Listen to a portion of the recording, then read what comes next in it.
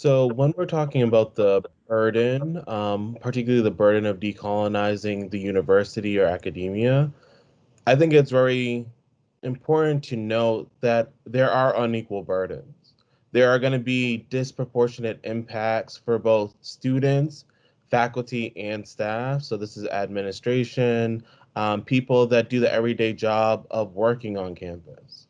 Some of it is a deficiency or gap in knowledge, but oftentimes this information, these resources, these positions just don't impact people's lives like it does for students of color or for faculty of color. So unfortunately, when we're talking about decolonizing the university, there are going to be unequal burdens, but I think it's important to note that this does not mean that there should be unequal responsibilities.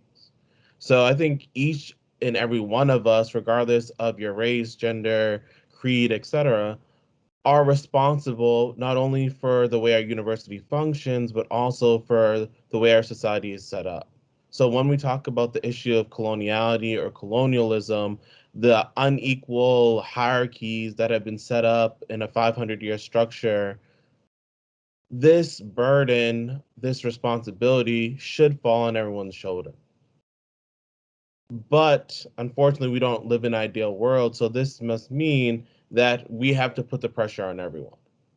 So the targets of decolonization or decolonizing the university is not simply one area. It's not simply the administrators who might be resistant to change. It's not simply the faculty who might not deem these a worthy topic of study or might actually be promoting forms of colonialism, both in their classroom or in their research, or in students who might be uninterested.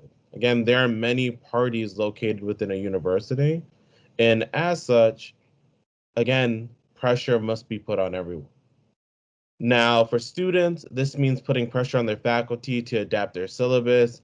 It means putting pressure on administration to, again, change demographics that have been hostile, especially in the US context. But I think faculty and admin also have a duty, a responsibility, and a burden to not only understand how the university structure is structured as an institution, but how it also functions either in support or in denial of coloniality or colonialism. So again, I think it is always going to be important to note that if you're in the global south, if you're a student of color, if you're someone whose history and legacy is impacted by colonialism, you have a vested interest in seeing these systems end. But there are many people that still benefit, gain privileges and entitlements from that same system. And so they're not going to have that same investment.